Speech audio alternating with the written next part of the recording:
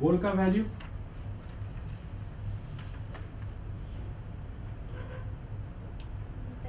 if you set your goal accordingly, you can work.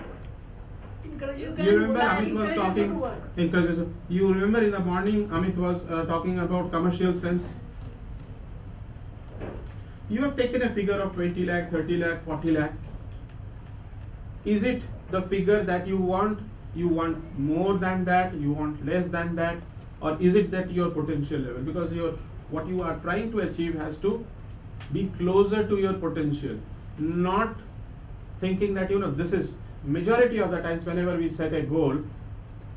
There's a very beautiful book called Goal by Daniel Goldratt, and then there is another book called The Theory of Constraint. It talks about we actually decide our goal with lot of constraints in mind.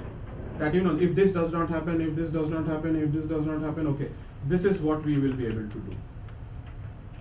There is to be paradigm shift to this. And what you can do, you can look at the whole thing with from a very, very different angle. So what is that angle possible? We will just briefly touch upon that, but before this, I want to share something very interesting to you. How many of you have been to any national park or seen any animal hunting? Tiger or lion?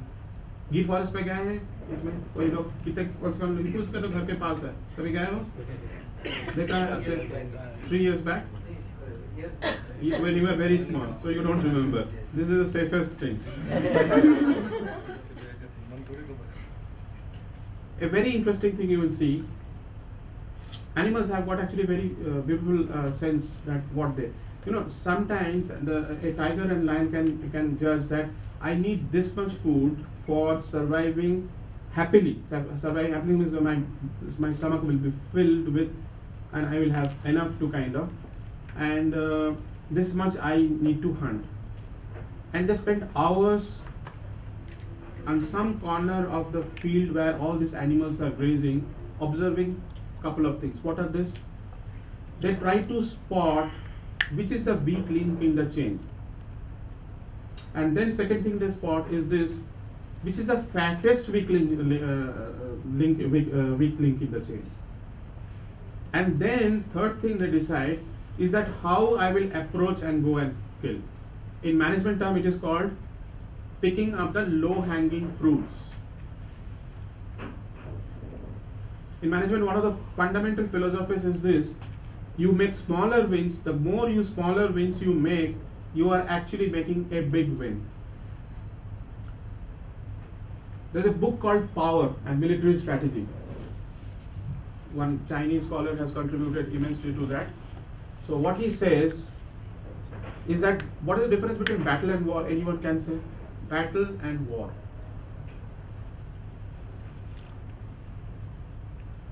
Battle are Small battles are smaller small and portions. wars are Yes, some the countries. total thing. Like Yeah. Indo-Pak war. And what is Kargil? Kargil is a battle. It's a one location. You fight it.